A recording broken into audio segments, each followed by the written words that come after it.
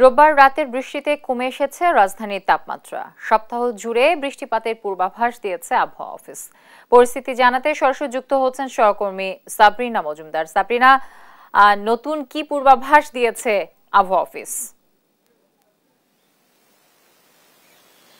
জ্যোতি, আপনি যেমনটি বলছিলেন যে কালকে থেকে কিন্তু তাপমাত্রা কমতে শুরু করেছে। আর আবহাওয়া আবহাওয়াবিদের সাথে একটু আগে আমি কথা বলেছি। তিনি বলেছেন যে এক সপ্তাহ পর্যন্ত কোনো ধরনের তাপপ্রবাহ থাকবে না এবং তাপমাত্রা কিন্তু একদমই কম থাকবে। আর যেটি বলেছেন যে আজকে থেকে কিন্তু যে বৃষ্টিগুলো হবে সেটি কিন্তু ঝড় বৃষ্টি তো হবে, বজ্রবৃষ্টি সহ কালবৈশাখী ঝড় হওয়ারও শঙ্কা রয়েছে। তবে তিনি যেটি বলছেন যে এখন হচ্ছে বজ্রবৃষ্টি যেহেতু বেশি, সেহেতু বজ্রপাতে হচ্ছে সবাইকে সতর্ক থাকার পরামর্শ দিয়ে যাচ্ছেন এবং এই তাপমাত্রাটা যে কমেছে সেটি হচ্ছে 12 থেকে 13 তারিখ পর্যন্ত একদম চলমান থাকবে।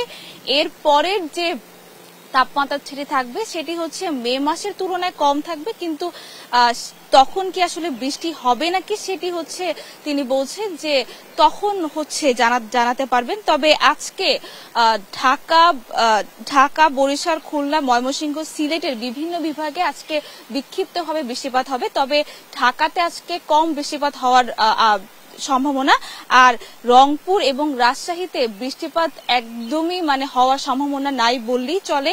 তবে কালকে যেটি গড় বৃষ্টিপাত রেকর্ড করা হয়েছে ঢাকাতে সেটি হচ্ছে 36 মিলিমিটার এবং শ্রীমঙ্গলে হচ্ছে সব থেকে বেশি 124 মিলিমিটার।